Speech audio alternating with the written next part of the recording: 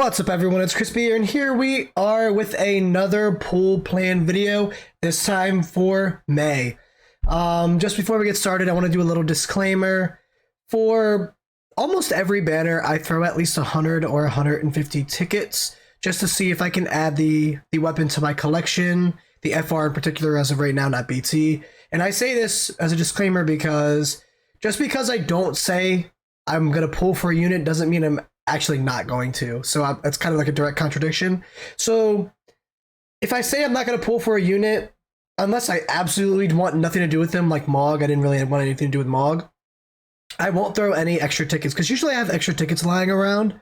So I just throw a couple. If I can get their weapon, that's cool. I'll put it in the backlog. But that's the point right there. I won't actually build it. If I get it, that's cool, dandy. Lock it, put it in the collection, and save it for later. Now, all right, let's get started with May. Now, we just had the main girl's Aerith, her BT just dropped along with Zach's FR. I did pull for them, and whoo boy, I luck sacked Aerith's BT off the very first multi, and then managed to get Zach's FR off of tickets. Now, let's go a little in depth with them so I can show you. She has an awesome new costume. Let's go to her gear, go to this BT. Now, I love this BT because it's the first of its kind. And by that, I mean the BT effect never wears off. The BT effect stays on the entire fight if and only if your team does not drop below 50% HP. In the event that you drop below 50% HP, the BT effect will trigger and you will be healed all the way. Your whole team, everyone. But the BT effect will go away. So just keep that in mind when using it. Keep your party's defenses up if you want the BT effect to stay up the entire time, if you want all the holy and crap like that. Her FR is also pretty good too in regards to being an echo. I say this because I'm not actually going to use her FR to start off the FR time. I'm going to use her FR as an echo to charge the gauge. So her FR has instant turn rate. You can use it once, get instant turn rate, get about 100, it's usually like 85 to 100% added onto the FR gauge. Use it one more time, instant turn rate, that's another 85 to 100%. You're supercharging the FR gauge and you're not using any turns in the FR. So that's why I built hers along with her being Aerith and a Final Fantasy VII character. I basically use her for utility. Her skill 1, instant turn rate to just charge the FR gauge, get me to that 100% sooner. Her BT effect that never wears off. She's a really, really good unit, and I suggest investing in her if you have not already. The banner is still up. All right, let's exit out of here, go back to the plans. I accidentally went on Discord where I pulled it. And by the way, this is the TheWereOtter's infographic, and it's beautiful. Thank you again. I will leave everything in the description below as per usual. But coming tonight, May 1st, Final Fantasy IX, baby! Act 4, Chapter 1, Part 2, Queena! We got the most broken BT effects character in the entire game besides Rubicante. Holy crap, Queena. Brand new character, brand new BT, FR. Let's look at this. Boop-a-doop-a-doo, Queena. Alright.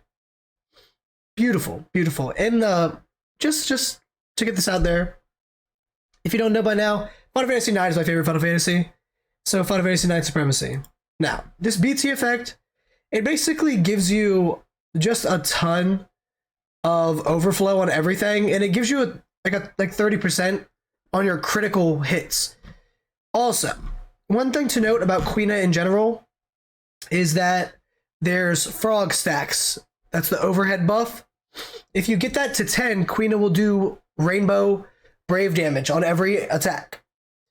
The thing about Queena's EX, instant break, Queena's LD, mustard bomb, that's a trap that triggers before the opponent's turn, like Maria. So let's say the enemy has a ton of brave. When their turn comes up and you're like, oh crap, I'm about to get nuked. Wrong. Mustard Bomb's gonna trigger. Hopefully shave that Brave down. Hopefully break, and you'll be fine. It's also insane for off-turn comps with the FR. Like, let's say you have Zac, let's say you have Rubicante, Queena, insert off-turn core, insert core. The off-turn damage is going to be insane. You're going to hit with Rubicante, you're going to hit with core, and you're going to get hit with Mustard Bomb, which deals like 8 million on like 200% or something. It's absurd. It's so strong. Now the FR, one of my favorite FRs in the game just due to the animation, it literally turns the enemy into a frog and Queena eats them. How lore fantastic is that? Oh my god. 15% after party action. When party except triggered launching deals at least 9,999 brave damage. Cool. Plus 2% per level of frogs captured. So if you have 20 or 10, you're gonna get, was it 5, 2 times 10, 20 plus another 20% automatically? That's awesome. Let's see. Go down here. Yep, there's the percentages. Now, for Queena, all bias aside, pull on Queena, max Queena out. This character is up there with Rubicante. You can argue that Rubicante's first, Queena is second in terms of like Ultima rankings and stuff like that. Queena has so much utility. Oh, I forgot this. BT effect. It's 5 or 6 turns. It's super short, and that's because it's extremely overpowered. It's insanely overpowered. It turns Queena's skill 1, which is eat, I think, into cook. Cook deals, I think, like 12 HP dumps. Brave HP dump. When you have 999% on the FR gauge and you're doing that, it's like 49 million damage. 49 million damage. It's insane. So what I'm planning on doing with Queena for the event tonight, I'll give you a little preview. I'm going to put Lunafreya Call on Queena. I'm going to use it, use the FR again, then just a charge because it's an echo, then immediately use the BT effect, and hopefully I will be able to use an echo with the other characters as well. Get that percentage up. Boom. Trigger the BT phase. Use cook the entire time. I won't do an off-turn comp. I'll get a little off-turn with Mustard Bomb at the beginning because I'm going to use Zac. I'm thinking Zac, Queena, Kurasame.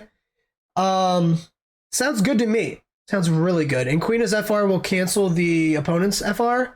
I don't know what the qualifications or like to cancel are yet. I'll say that when I actually do the Shinryu. But all right, enough about Queena. Let's go to the next one. Camel Nuts. Yeah, I already have his. Now we're down to Pain, which is pretty good. Pain is definitely a utility character. She can be used a lot in a lot of different comps. She could be on the far left. She could be used for buffs. She could be on the far right, be used for debuffs. She could be in the middle of your party, and by this I mean the order in which they are in your party. And use both her right side and left side of her overhead. Her FR, I think, is pretty generic. Her BT, I don't really know anything about it. It's cool. It's a Gull Wings and stuff like that. Gull Wings Rush. Let me come down here. See what the percentages are. 10% after party action when status break is on a debuffed enemy. That's her like skill 1 debuff. 15% after party turn while party has any buff or special effect at least level 0. This means her overhead buff, the Gull Wings buff, or like a Kurasame. Kurasame has a debuff. It's not an overhead. Like a Zac. Something like that. 50% party action when party buff or count enemy debuff is at least 10. This would trigger with a Kurasame. That's what I was talking about. Kurasame debuff goes up to what, like 6 or something? You can use who goes up to 10? Neon. Neon would do really well because then you can get rainbow damage as well. So Neon's debuff goes up to 10. Totally forgot about her. That's about all I have to say about Pain. I won't be pulling for her BT. I'll, of course, be throwing tickets for her FR. But her BT, it's whatever. I'm not not too crazed about it, but she's also a really good debuffer, which you will need for this particular Shinryu. Make sure you have a Seymour in your party or like a Seymour call, because without it, trust me, I did it on my JP account. It's pretty difficult. All right.